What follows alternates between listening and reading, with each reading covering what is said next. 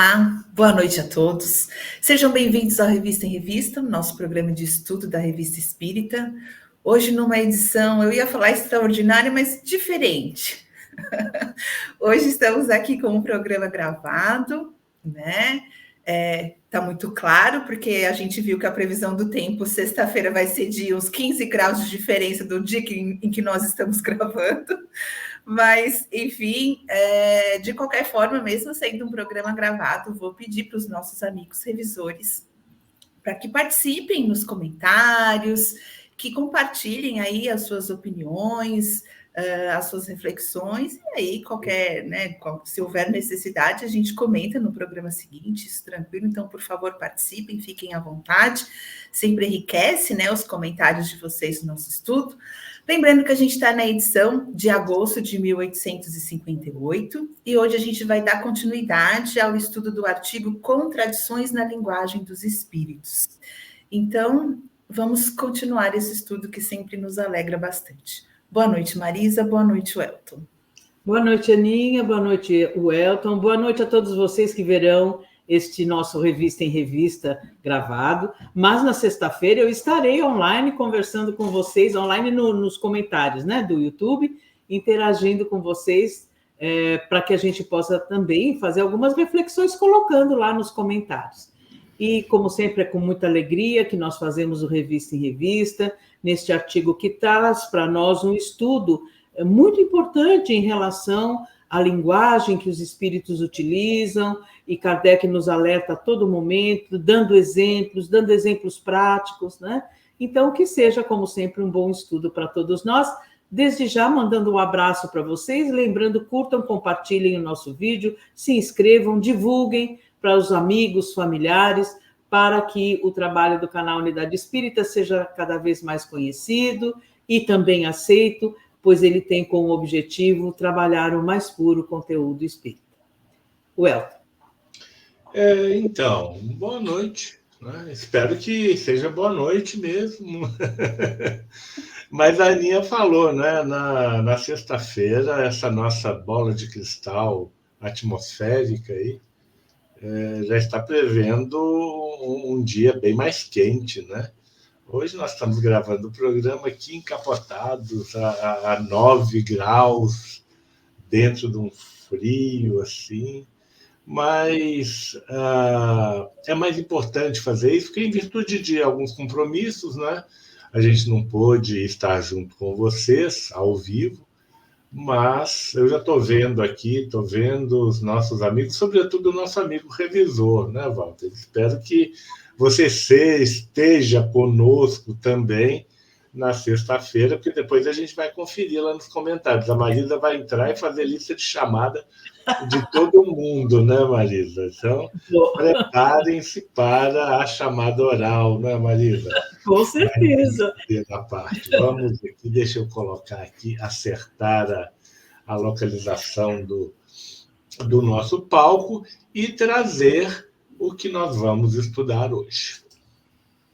Muito bem, a gente vai continuar então, só lembrando, né, a gente fazendo uma recapitulação rápida aí, nos parágrafos anteriores, Kardec estava trazendo que as diferenças, né, das comunicações, elas foram explicadas naturalmente quando se compreendeu que existiam espíritos mais ou menos avançados, então a gente parou mais ou menos nesse ponto, né? E aí ele segue aqui dizendo o seguinte: traçada pelos próprios espíritos e pela observação dos fatos, a escala espírita dá-nos a chave de todas as aparentes anomalias da linguagem dos espíritos. Aí vale, né, a gente buscar a escala espírita lá no Livro dos Espíritos, a gente tem a descrição, a gente sabe que tem as três principais divisões, né, espíritos imperfeitos, bons, puros, mas aí as subdivisões também. Então, acho que vale estudar. A gente tem um programa aqui da Revista em Revista também, onde a gente já tratou de um artigo que falava da escala espírita, então, quem quiser rever também, é só procurar lá nas gravações, na nossa playlist. Então, acho que ele vai trazer situações agora nesse artigo que remete muito a as características dos espíritos, né? De acordo com o grau de evolução deles, então vale buscar essas características lá na escala. Olha só, Ana, assim, a respeito da escala espírita, é importante nós entendermos que não se trata aqui de uma forma de você discriminar, não. Mas é entender que, de acordo com a linguagem, de acordo com aquilo que expressa ali, nós vamos ver isso mais para frente, mas eu me adianto nisso, o objetivo é para saber se a fonte, né, de onde aquilo está vindo é ou não, ou que a gente poderia dizer uma fonte confiável, não é? Aquela expressão pelos frutos que se conhece a árvore se aplica claramente nesta advertência de Kardec, não é? Então, não é para dizer, isso aqui é um espírito ruim, isso aqui é um espírito imperfeito, não, é para nós sabermos que, pela linguagem, pela forma que aquilo é colocado, é importante nós também colocarmos o nosso pezinho atrás, né? Não por uma questão de, como eu disse, de discriminação dos espíritos, mas para sabermos onde depositamos a nossa confiança. Mas, para que isso seja feito, é necessário nós, né, utilizarmos a nossa razão, sairmos daquelas nossas ideias preconcebidas, porque um dos grandes problemas é exatamente quando nós colocamos os nossos valores, as nossas ideias como referência para as comunicações. Aí pronto, a coisa já desanda a maionese mesmo, não é, Marisa? Com certeza, com certeza. E é muito bom essas advertências que Kardec coloca aqui, e que ele vai citar, né, no Instruções Práticas, e também na obra que é o Espiritismo, reforça muito nós termos esse crivo da razão, né, analisar de forma crítica, para que a gente possa ter o entendimento real. E a conduta adequada também na condução das evocações e das reuniões mediúnicas, né? Muito bom, vamos lá. Aí ele segue. É preciso chegar, pela força do hábito, a conhecê-los, a bem dizer à primeira vista, e poder assinalar-lhes a classe de acordo com a natureza de suas manifestações. Eu lembro, Mar, quando a gente estava estudando, né, que o que nos chamou a atenção aqui é quando ele fala pela força do hábito, né? Então, olha só que interessante, o quanto é importante que se dedique a estudar, com frequência ter essa comunicação, a avaliar, a analisar essas comunicações, para a gente conseguir identificar aí as características, e como o Elton disse, não para discriminar, né? Mas para saber se o conteúdo daquela mensagem, por exemplo, vem de um espírito que é bom, ou se eu posso confiar realmente naquele conteúdo, né? Então, eu lembro que a gente chamou a atenção esse pela força do hábito. Você quer comentar algo aqui, Mar? Não, e é exatamente isso. Nós estávamos comentando ainda outro dia isso. Já estamos, alguns grupos, né? E nós aqui começamos a dialogar com os espíritos, através de reuniões de estudo, onde nós temos a possibilidade, né, de, através de um médium, nós termos a manifestação de um espírito que nos esclarece, nos orienta, conversa conosco. Evidentemente, é o hábito, é a frequência com que nós vamos cada vez mais perceber, né, a forma do diálogo, a forma como traz as ideias, os conceitos, se estão convergentes com o que a doutrina espírita nos traz ou não, e se não estão, às vezes, não muito, algumas vezes pode ser em função do nível de conhecimento, do grau, não nível, de conhecimento daquele espírito, né? Kardec, onde foi que nós estamos vendo? Acho que no Evangelho, no estudo do Evangelho domingo, os espíritos não sabem tudo, né? Não significa que o fato, ao mesmo tempo, por que nós temos que estar alerta? Pode ser um espírito que ele diz, usa de sinceridade, diz, este aspecto eu ainda não posso me aprofundar porque não conheço, como às vezes pode ser um espírito que, no intuito de agradar ao grupo, de querer responder, pode dar uma resposta equivocada e nos induzir ao erro. Kardec vai falar isso aqui agora, nesse artigo, né? Então, mas só a força do hábito realmente é que vai fazer com que nós estejamos treinados, habituados a diferenciar a comunicação de um espírito que seja bom, de um espírito que seja sério, de um espírito que possa estar sendo um impostor, de um espírito que não tem tanto um grau de conhecimento mais elevado, mas está querendo dar uma contribuição, e assim por diante.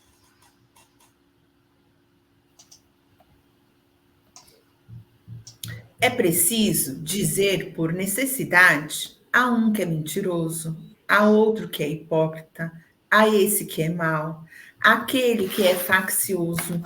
Faccioso é aquele que, fui procurar, que exerce ação violenta ou subversiva, né?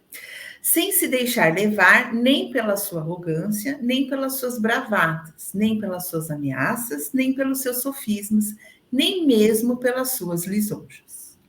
É o meio de afastar essa turba que, incessantemente, pulula à nossa volta e que se afasta quando sabemos atrair somente os espíritos verdadeiramente bons e sérios, de maneira idêntica à que procedemos em relação aos vivos. E aqui, até voltei aqui um pouquinho, porque é semelhante como que nós fazemos entre nós encarnados, né? Ele até fala ali como fazemos com os vivos, né? E é muito claro. E eu acho muito bacana quando o Kardec traz isso para uma coisa mais, não sei se eu posso usar isso, mais comum, né? Ele até coloca os títulos das evocações como conversas familiares, e aí, de novo, me vem essa questão da força do hábito, né? Que eu trago isso porque eu já ouvi, já li como é que eu posso dizer? Algo muito assim, as pessoas cercando essas evocações, essas conversas de rituais, de uma necessidade, de coisas absurdas. E não, gente, é preciso estudo, sim, né? Um propósito sério, uma dedicação, mas sem grandes pompas. Na verdade, não é preciso pompa nenhuma, né? Então, achei importante trazer isso aqui.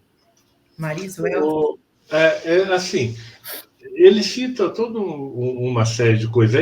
As coisas são muito fáceis, em alguns aspectos, de identificar.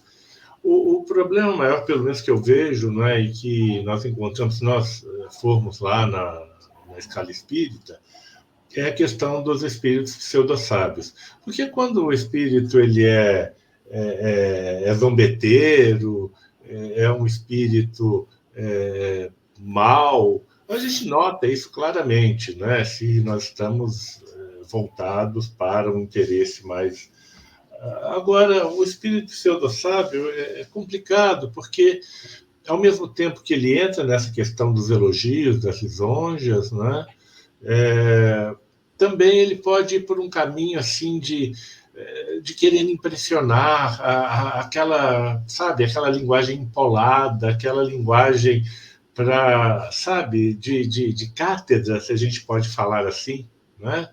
De se colocar ali numa questão que, em vez de buscar alcançar as criaturas, ele, né, quer se colocar de um jeito para mostrar que as criaturas devam, né, ficar ali, né, admirando.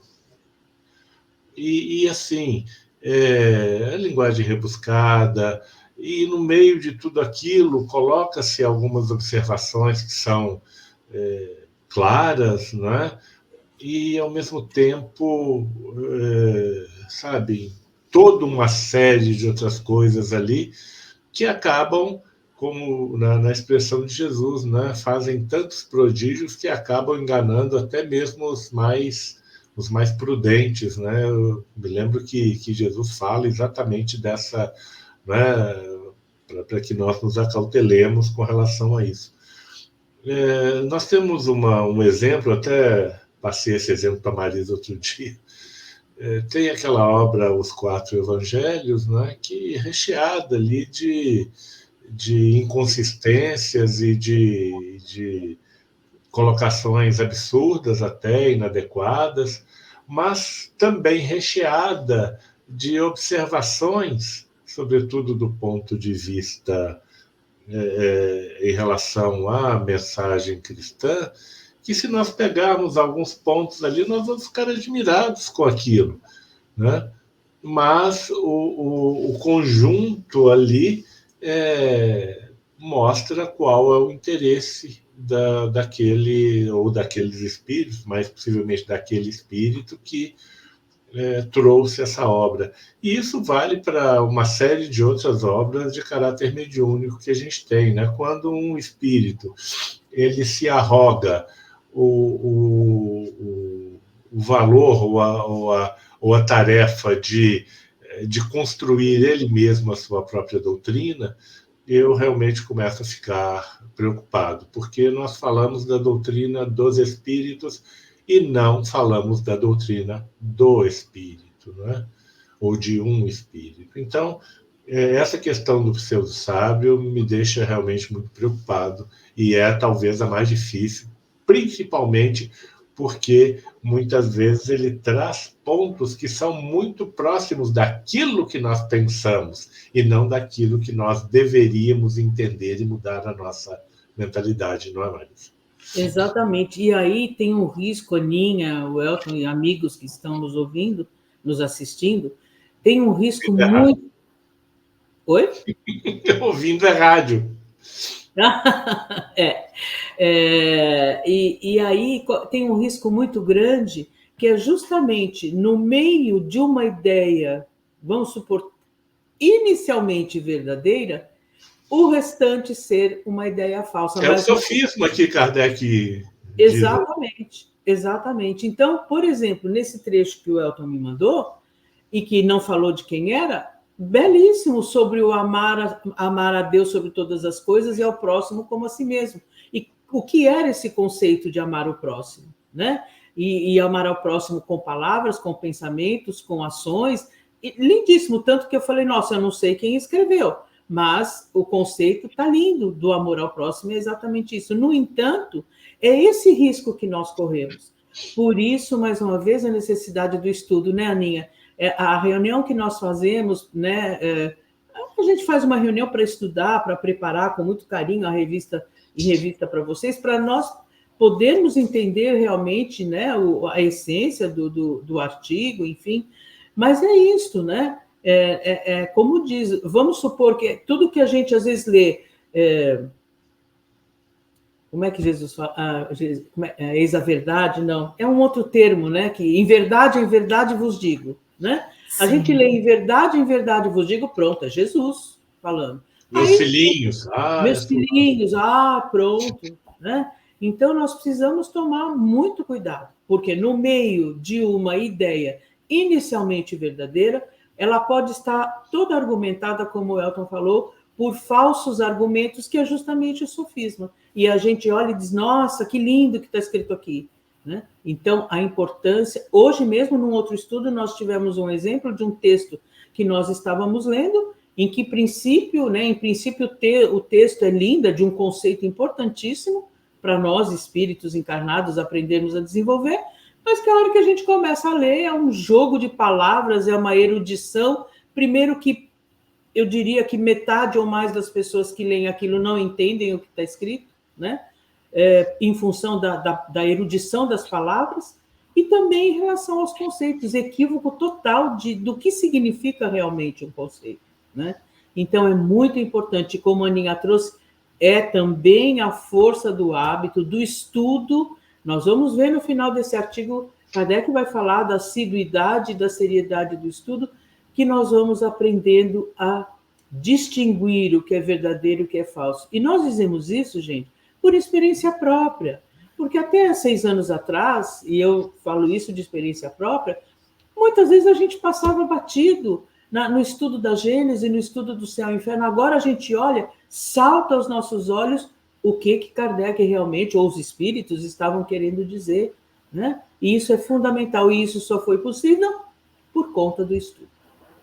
E Maio, Elton, até me corrija se eu estiver errada, né? Mas vocês estavam falando aqui, e hoje eu estava ouvindo o programa de domingo, né? E vocês falaram bastante também de devotamento e abnegação, e eu vejo que para ter essa interpretação clara, também é necessário esse devotamento no estudo, no aprofundamento, e a abnegação do ponto de vista, né? Da gente querer, a gente tem essa tendência a interpretar ali coisas que são tendenciosas, aquilo que nós já acreditamos, as nossas crenças, aquilo que nos favorece. Então, é a gente abrir mão disso. Abrir mão do nosso exclusivismo. Exato, exato. E vocês estavam falando agora, eu me lembrei disso. Muito bom. Vamos lá. Serão seres ínfimos, voltados à ignorância e ao mal para todo sempre? Não, porque tal parcialidade não se conformaria nem com a justiça, nem com a bondade do Criador, que provê a existência e o bem-estar do menor inseto. É por uma sucessão de existências que eles se elevam e dele se aproximam à medida que se tornam melhores. Esses espíritos inferiores não conhecem de Deus senão o nome, não o veem, nem o compreendem. Da mesma forma que o último dos camponeses, isolado nos rincões mais distantes, não vê nem compreende o soberano que governa seu país. Aqui também, né, ele traz pontos bem importantes e eu penso que são fundamentais para a gente também, por vezes, interpretar se o conteúdo daquela mensagem está de acordo ou não, né? Quando ele fala, né, esses espíritos, os imperfeitos, né, eles vão ser dedicados à ignorância para sempre? Claro que não. Isso é totalmente incoerente com a bondade de Deus, né? Então, eu lembro sempre da Marisa trazer isso e reforçar para a gente, da gente comparar ali com os atributos de Deus. Isso está coerente com os atributos, né? Se não está, gente, então, né, já é um ponto aí para a gente, para ajudar a discernir. E aí, quando ele traz aqui, né, que esses espíritos, eles não conhecem de Deus senão um nome. Lembrar que os espíritos imperfeitos ainda têm como característica a predominância da matéria, né, sobre o espírito. Tem um trecho até lá na escala espírita que Kardec até coloca assim, eles não são essencialmente maus, mas justamente por não fazerem o bem, né, também já são categorizados, não sei se posso dizer assim, como imperfeitos. Marisa, Elton? Assim, eu gosto dessas afirmações assim que a gente pega aqui, porque a gente estava falando exatamente disso na segunda-feira, na Vibe. Na Vibe, né? Eu acho que a maior parte de vocês teve oportunidade de assistir. Se não assistiu, vamos lá, Vibe Espírita, do dia... Que dia foi? Do dia 12, né? Do dia 12 de agosto, isto. É exatamente essa questão da reencarnação, da necessidade da encarnação, que ele coloca aqui por uma sucessão de existências que eles se elevam, né? E dele se aproximam, dele Deus, né? Ou seja, mais uma vez, a questão de que a reencarnação não é nada de punitivo, não é nada de vingança de Deus, não é nada de castigo, mas é sempre a oportunidade disso acontecer, desse crescimento, porque, gente, né, Deus não despreza o menor dos seus seres, né? Aquele que ainda nem sequer despertou para a vida consciencial, não é? Para ter noção de si mesmo, aquele princípio espiritual já tem, por parte do Criador, toda a providência divina a cuidar e a auxiliar o progresso desses seres. Tem uma situação que é muito interessante que nos remete exatamente para o comportamento de pessoas que nós vemos, quando ele diz, né, esses espíritos não conhecem de Deus senão apenas o nome.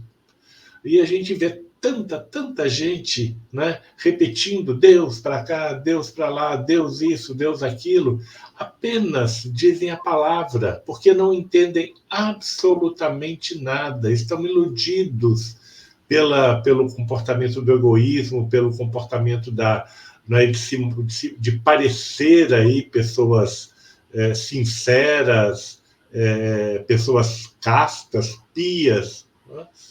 E utilizam, né, assim, porque Deus é apenas uma palavra, ou quando muito um ser autoritário que vai recompensar aqueles que mais o elogiam. Então, esses espíritos estão assim, então eles não têm preocupação em falar de Deus e em dizer, nossa, Deus isso, Deus aquilo, não é? O nosso divino Salvador. Para eles é simples, porque eles só conhecem o de Deus, o nome, não é? Exatamente.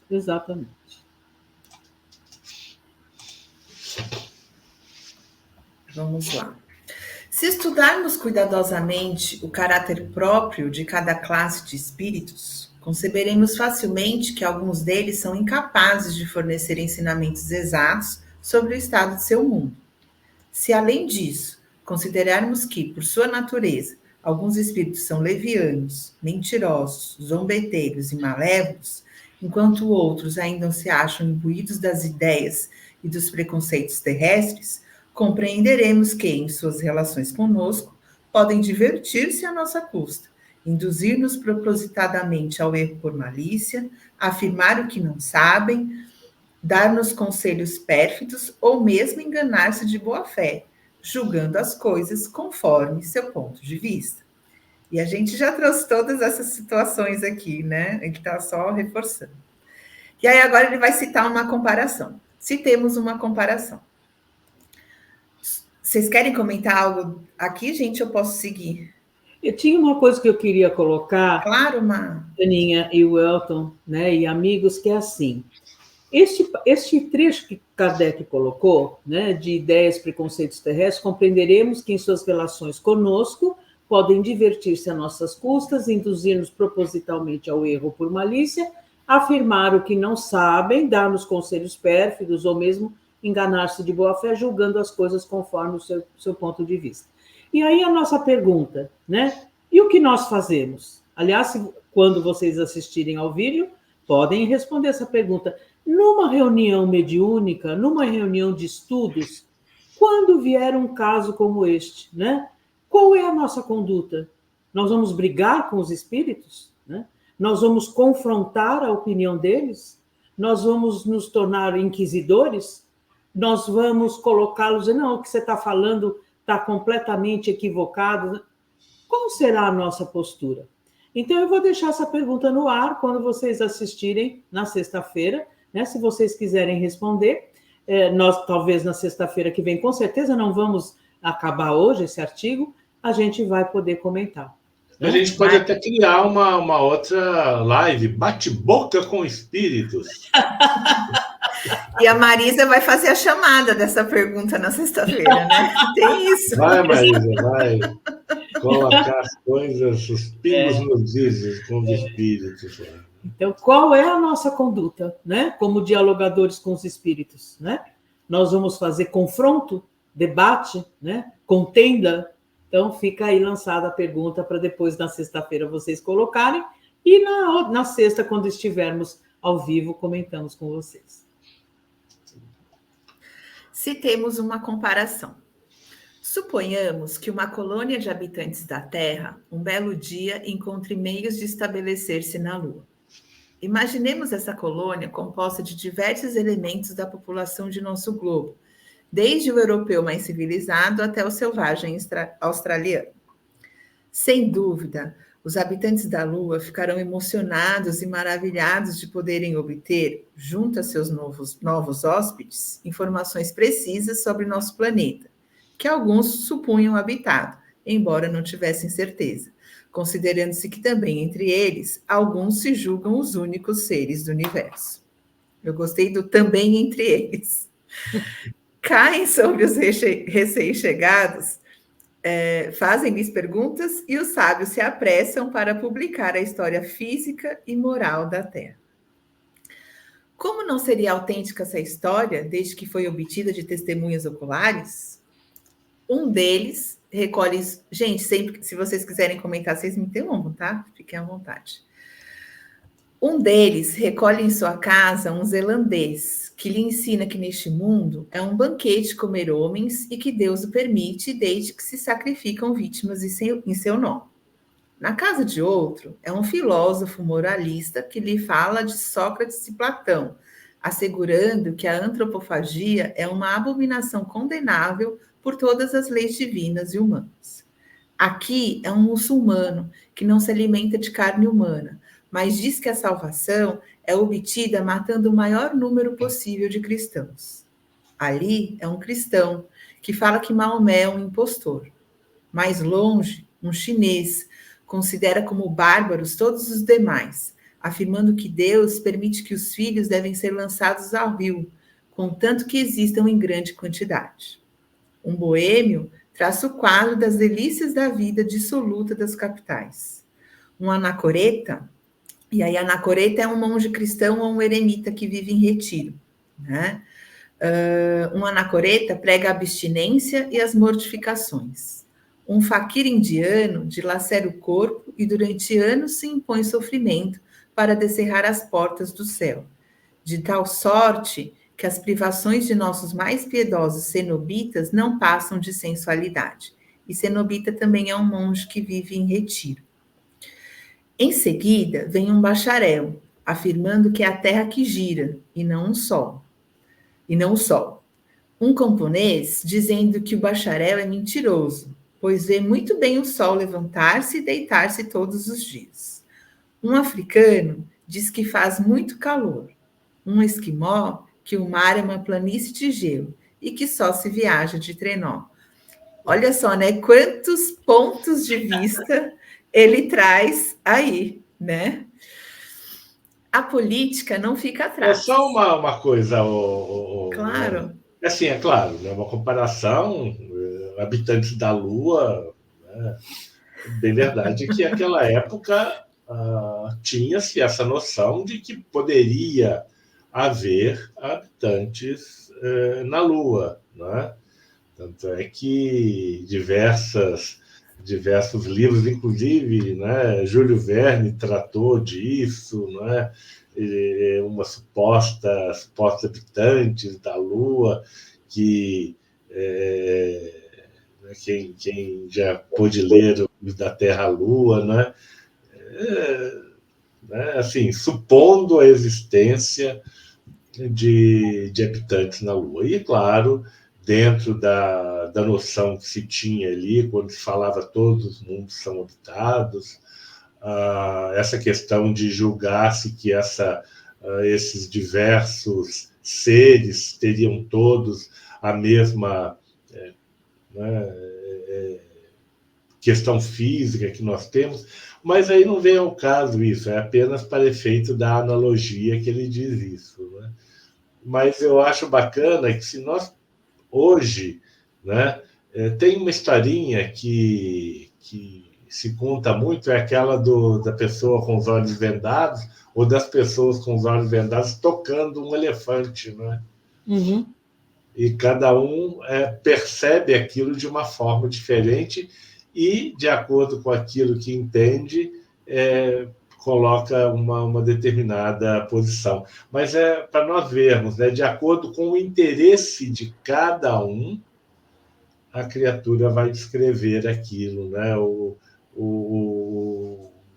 Aquele que gosta da vida de prazeres, aí, o boêmio que ele fala, né? vai descrever, nossa, Paris é maravilhoso, né? Tem todas as coisas, a noite não para e todas aquelas situações, enquanto vem um outro lá, um filósofo, e fala, olha, tem determinadas coisas que são excessos, que as criaturas têm que se buscar preservar dos excessos, e assim vai. Não é bem interessante a comparação. Né? Ou mesmo, né, dizer, não, Paris tem áreas culturais, tem a área das artes, onde você vai encontrar pintores em Montmartre, né, e por aí vai. Como dizer, realmente é a opinião de cada um mesmo. Conforme as vivências e experiências, né, de cada Sim. um. A política não fica atrás. Uns elogiam o regime absoluto, outros a liberdade. Alguém garante que a escravidão é contrária à natureza, sendo irmãos todos os homens, já que são filhos de Deus. Outro ainda afirma que determinadas raças foram feitas para a escravidão e são muito mais eficazes que no estado de liberdade, etc. Imagino os escritores selenitas, aqueles que pertencem à Lua, né? Os habitantes da Lua, Os habitantes de da Lua. Selene, a deusa da Isso. Lua. Então, imagina os escritores da Lua, bastante embaraçados para escreverem história física, política, moral e religiosa do mundo terrestre com semelhantes documentos. Talvez, pensarão alguns, encontraremos maior unidade entre os sábios. Interroguemos esse grupo de doutores. Então, agora ele vai falar do ponto de vista dos doutores, né? Ora, um dos dois, médico da Faculdade de Paris, Centro das Luzes, garante que todas as moléstias têm por princípio o sangue viciado, fazendo-se necessário, pois, renová-lo por meio de sangrias, seja qual for a sua causa. Laborais em erro, meu caro confrade, replica um segundo. O homem jamais dispõe de tanto sangue. Se o tirais, tirai-lhe a vida. Convenhamos que o sangue esteja viciado. O que fazemos quando um vaso está sujo? Não o quebramos, limpamos. Então, purgai. Purgai, purgai até a extinção. Tomando a palavra, diz um terceiro. Senhores, com vossas sangrias matais os doentes, com vossos purgantes os envenenais. A natureza é mais sábia que todos nós. Deixemo-la agir e aguardemos. Se é isso, replicam os dois primeiros, se matamos nossos doentes, vós os deixais morrer. A disputa começava a se inflamar. Vamos comentar um pouquinho isso aqui, Ana? Vamos, tá legal. Assim, eu gostaria de voltar àquela parte lá da política, porque ela está muito, quando eu digo política, né, essa discussão assim de comportamentos sociais, né? Porque a política nada mais é do que isso. Política é a arte da convivência na polis, na cidade, né? Então, como as pessoas expressam, não. E hoje nós temos mesmo essas discussões. Algumas pessoas chegam e falam, o bom é ter alguém que mande, que fixe as coisas, é assim, é assado, como é que pode, não pode fazer isso, todo mundo tem que se comportar igualzinho. Tem gente que admira aquelas crianças, né, em algumas sociedades, né, todas iguaizinhas. Você não consegue nem distinguir quem é quem, de tamanha a uniformidade das coisas, acabam perdendo exatamente a sua individualidade.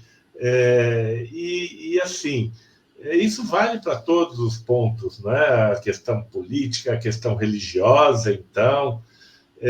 E não nos esquecemos que ele está fazendo uma analogia para dizer, olha, os espíritos também são assim. E não só sobre isso, também sobre as questões do mundo espiritual, porque se a gente achar que os espíritos vão estar falando só daquilo que diz respeito à matéria, é porque eles ainda estão presos às questões materiais. Mas nós temos que abstrair essa comparação, essa analogia, e levar isso para a questão da realidade que os espíritos experimentam na sua vida incorpórea. E aí os exemplos que são trazidos no livro Céu e Inferno nos mostram essa diversidade de opiniões.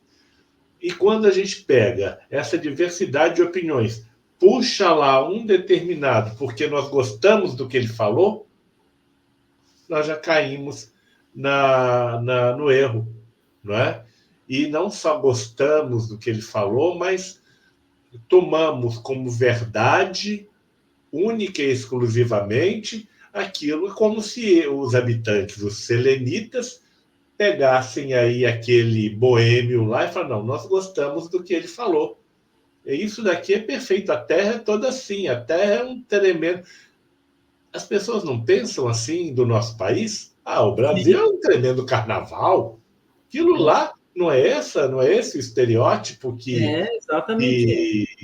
muitas das pessoas que apenas ouviram falar do nosso país têm, né? E se espantam, às vezes, de determinadas situações, de seriedade, de tudo aquilo, porque somos pessoas como quaisquer outras, né? Mas porque acham bacana isso, né? Nossa, aquilo lá é um eterno carnaval, não é? Vamos para lá porque nós vamos viver ali. Parece o Pinóquio, né? Entrando naquela barca lá e virando um burrinho, né? E aí, mais uma vez, isso que você está trazendo, é assim, Aninha, né? É o erro justamente de considerar o todo pela parte. Então, você ouviu dizer, você ouviu falar, né? E isso nós temos muito na doutrina espírita, né? Porque determinada obra diz, né, que o espírito reencarnou para se vingar do outro.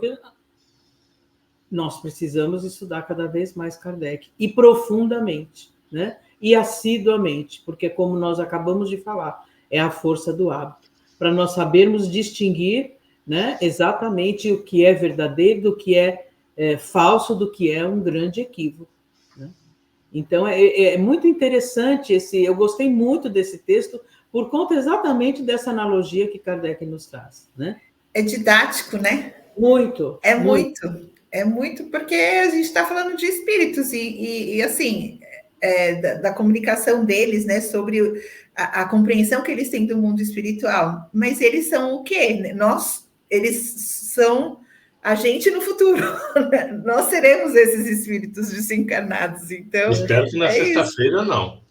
Eu também. Bom, já está gravado, que bom. Vamos lá. A disputa começava a se inflamar quando um quarto, tomando à parte um selenita... Um quarto médico, né? A gente está falando aqui. Um quarto médico. E o conservando à sua esquerda disse-lhe, não os escuteis, são todos ignorantes. Nem mesmo sei porque fazem parte da academia. Segui bem o meu raciocínio. Todo doente é fraco, portanto, sofre de fraqueza nos órgãos. Isso é lógica pura, ou não me conheço mais. E, gente, quando eu leio essas coisas, assim, isso é tão atual, porque até hoje se tem esse tipo de postura.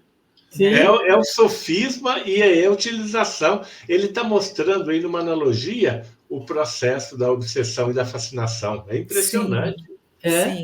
Sim. E acontece conosco, a gente fica fascinado. Total. Sendo assim, é preciso que se lhe dê fortificantes. Para isso, não tenho senão um remédio. Água fria. Água fria e não passo disso. Curais todos os doentes sempre quando a doença não é mortal. Esse eu achei ótimo. Se morreu é porque a doença é mortal e não tinha como curar, tá ótimo. A água fria não resolveu. Sabe o que acontece, né? Deixa eu colocar. Assim, nossa, você vai lá naquele lugar que, nossa, ali o pessoal aplica um passe maravilhoso, mas você não teve merecimento se você não recebeu aquilo que você buscava, é porque você não teve merecimento. Se você tiver merecimento, você tem, né? A água fria funciona. Exatamente. Ou então vai ali naquela sala que ali naquela sala tem uma média que o passe dela é forte, mas é tão forte, você vai ver. Sai de perna trêmula lá. Você sabe que o que me pega bastante nesse ponto, que me incomoda, para ser bem sincera, é quando as pessoas conscientes daquilo que estão fazendo acabam abordando pessoas que, por vezes, estão em situações na vida que elas estão tão fragilizadas e estão com medo, e que, né, por conta disso, acabam sendo levadas por essas ideias equivocadas. Isso me incomoda muito, porque que responsabilidade, né, que tem com aquilo que está fazendo, é horrível. Mas Assim. aí a gente lê aquele parágrafo lá, né, que Deus dá oportunidade a Ah, todos. sim, Então, sim, fica sim. mais Não, com fácil. certeza, com certeza. Curar todos os doentes. Aí aqui, né? Sempre quando a doença não é mortal. Com um processo assim tão infalível, pertenceis à academia? Já postulei 3 vezes minha candidatura. Pois bem, sabeis que fui repelido por esses pretensos sábios, porque estavam certos de que os pulverizaria com minha água fria? Senhor Selenita, diz um novo interlocutor, puxando-o para a direita. Vivemos em uma atmosfera de eletricidade. A eletricidade é o verdadeiro princípio da vida. Acrescentá-la quando não existe bastante. Retirá-la quando existe em excesso. Neutralizar uns pelos outros os fluidos contrários. Eis o segredo. Faço maravilhas com meus aparelhos. Lede meus anúncios e vereis. Aí aqui tem uma nota, né? Até vou ler que é interessante. O leitor compreenderá que nossa crítica não visa senão os exageros em todas as coisas. Em tudo existe um lado bom. O erro consiste no exclusivismo, que o sábio judicioso sempre sabe evitar. Não temos intenção de confundir os verdadeiros sábios, dos quais a humanidade se honra merecidamente, com os que exploram suas ideias sem discernimento. É desses que queremos falar. Nosso objetivo é unicamente demonstrar que a própria ciência não está isenta de contradições. Não chegaríamos ao fim se quiséssemos relacionar todas as teorias contrárias que foram sucessivamente preconizadas em todos os ramos do conhecimento humano, sem excetuar as ciências exatas. Entretanto, foi sobretudo nas ciências metafísicas que o campo se abriu às doutrinas mais contraditórias. Querem comentar aqui? E justamente no campo metafísico que foi aquele que foi impedido de permanecer e de desenvolver sob a ótica da razão, do entendimento, da pesquisa séria, e com esse impedimento, a metafísica, simplesmente jogada para escanteio, tornou-se objeto apenas de considerações do ocultismo, da religião dogmática, de todas do esoterismo, e não como metafísica, mas apenas como coisas sobrenaturais. E aí você não tem mais como falar de metafísica, porque não se tem mais metafísica. Sim. Se, todavia, um homem ajuizado de espírito, por que não os haveria na Lua, comparar todos esses relatos incoerentes, chegará à seguinte conclusão muito lógica, que na Terra existem regiões quentes e frias, que em certos países os homens se devoram entre si, que em outros eles matam os que não pensam do mesmo modo, tudo para a maior glória de sua divindade. Finalmente, que cada um se pronuncia de acordo com os seus conhecimentos e exalta as coisas do ponto de vista de suas paixões e de seus interesses. Em suma, em quem acreditará de preferência? Olha que importante isso, né? Eu acho que a gente já reforçou isso aqui, mas destacamos essa frase justamente por isso, né? Assim, olha, o quanto que cada um vai se pronunciar de acordo com seus conhecimentos, de acordo com as suas vivências, com as suas experiências, e por que com os espíritos seria diferente, né? Pela linguagem, reconhecerá sem dificuldade o verdadeiro sábio do ignorante, o homem sério do leviano, o que tem juízo daquele que raciocina em falso. Não confundirá os bons e os maus sentimentos, a elevação com a baixeza, o bem com o mal. E dirá a si mesmo: devo ouvir tudo, escutar tudo, porque mesmo na conversa do homem mais embrutecido, posso aprender alguma coisa. Aqui me lembrou que você falou no início, Elton, né? Que a gente falou da classificação, não para excluir ou para diferenciar, né? Mas olha só, e Kardec traz muito isso, né? Que todas essas comunicações têm um valor. A gente pode tirar dali um aprendizado, um conteúdo. Então, achei importante a gente destacar esse ponto, né? Exatamente. E é interessante porque no que é o espiritismo, ele vai exatamente, tem alguns itens, né, que ele vai colocar, em que ele vai dizer exatamente isso, né? E quando surgiram os primeiros grupos de estudo, Kardec, ele coloca um item dizendo assim, é grande a minha alegria ao tomar conhecimento dos grupos de estudos da doutrina espírita, né? E aí ele diz, entretanto, recomendo que sejam sempre estudadas as obras fundamentais da doutrina, né? E aí ele diz quais são. Aí ele tem um parágrafo que ele diz, sem querer ser exclusivista, outras obras também podem ser lidas, entretanto, até para se diferenciar o que é bom e o que não é. Sim. Né? Então, reforça um pouco do que ele diz aqui, né? Então, para nós até entendermos a importância do estudo, porque ele diz isso, né? A importância do estudo das obras fundamentais. Exato. Minha estima e minha confiança, porém, não serão conquistadas senão por aqueles que delas se mostrarem dignos. Se essa colônia terrena deseja implantar seus costumes e usos em sua nova pátria, os sábios repelirão os conselhos que lhes parecerem perniciosos e se confiarão àqueles que julgarem mais esclarecidos. Neles não vendo nem falsidade nem mentiras, mas ao contrário, reconhecendo seu sincero amor do bem. Agiríamos de modo diferente se uma colônia de selenitas viesse cair na Terra? Pois bem, o que é dado aqui como suposição torna-se realidade no que concerne aos espíritos.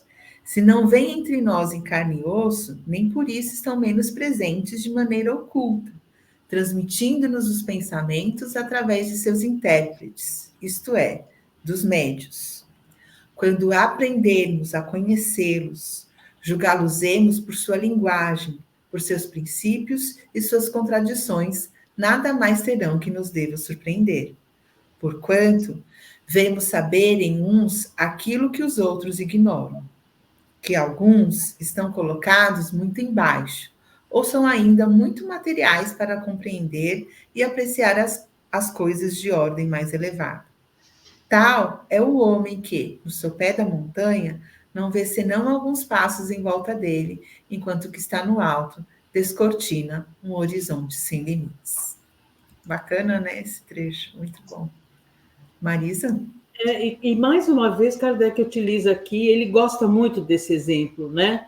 Uma coisa é você estar, como ele diz assim, no sopé da montanha, né? Você vê o que está ali ao seu redor, aquilo que até onde a sua vista alcança, mas ali, naquele nível, ao passo que se você estiver no alto, você descortina todo um horizonte sem limites. Então, assim, é preciso que nós tenhamos esse proceder, né? Esse raciocínio de olhar com profundidade, de olhar sem limites, né? Saindo realmente...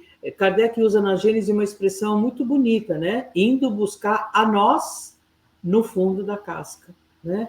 Quer dizer, a essência do ensinamento, saindo, ou como diz, saindo da letra, porque a letra mata e o espírito vivifica, né? Como disse Paulo de Tarso.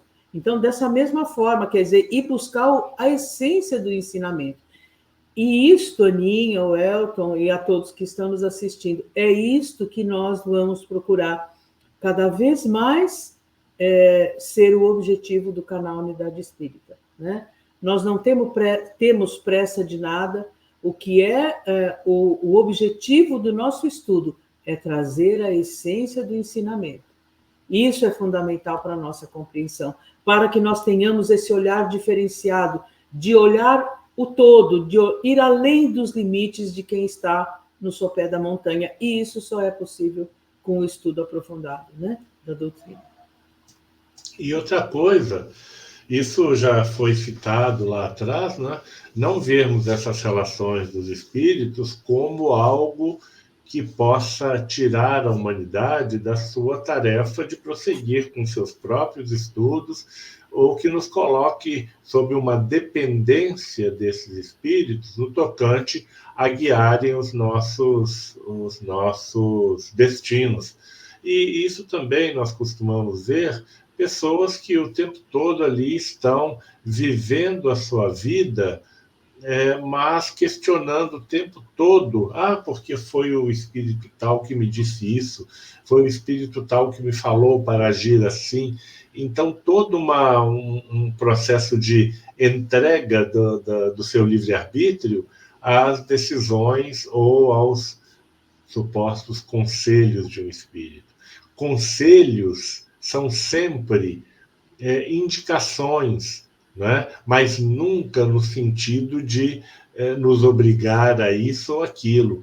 Conselho de um espírito busca perdoar, busca agir no bem, busca entender o seu semelhante, né? Agora, quando o espírito se mete, como o marido estava falando outro dia, olha, é bom você ir vestido de marrom com uma gola vermelha, porque a gente vai trazer alguns espíritos que eram soldados numa outra encarnação e que usavam um uniforme marrom com gola vermelha, e eles vão se manifestar. Só uma brincadeira com a traje da Marisa, mas para ficar claro o que a gente está falando, né, Marisa? Exatamente. Não, porque efetivamente é isso que às vezes nós ouvimos. Não, eu vou de amanhã, não, eu vim de rosa hoje porque eu sei que rosa é a cor preferida do espírito que eu vou fazer a psicofonia hoje. Como assim? Né? Então, é o que nós falamos uma outra vez.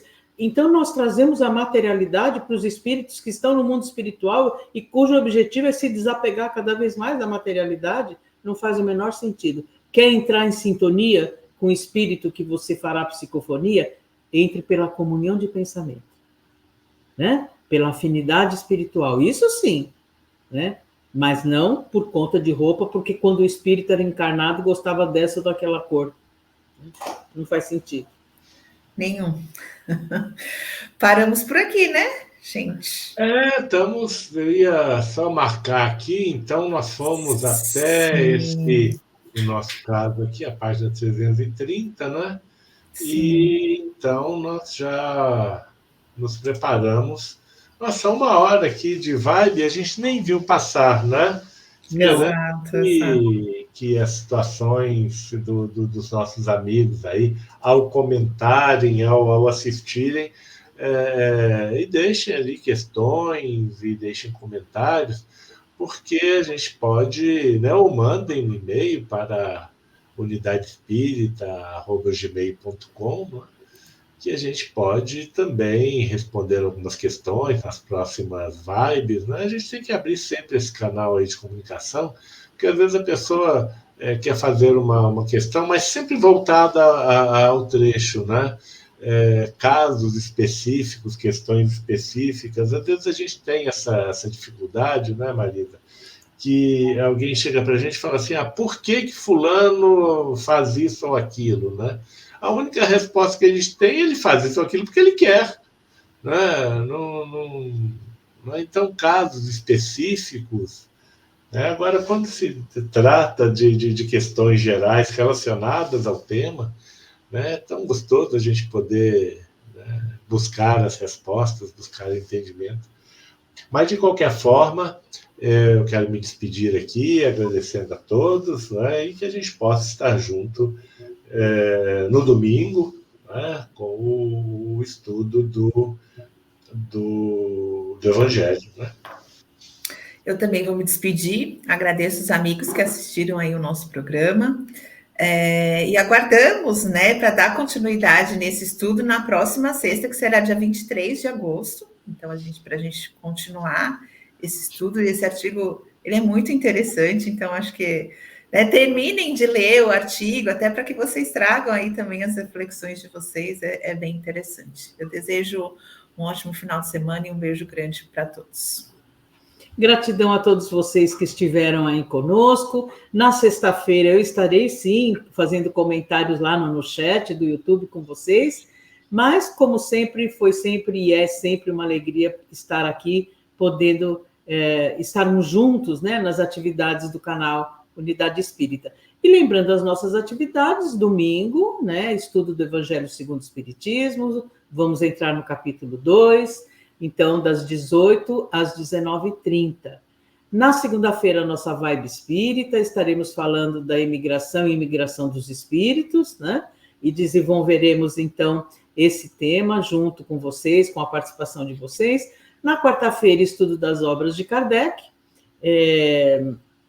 estudando a obra O Céu e o Inferno até o seu término, para depois nós começarmos o estudo do Livro dos Espíritos, pergunta a pergunta, com muita calma, explorando profundamente, né, o sentido de cada resposta, e começaremos também o reestudo da Gênese, né, que com certeza será muito bom também.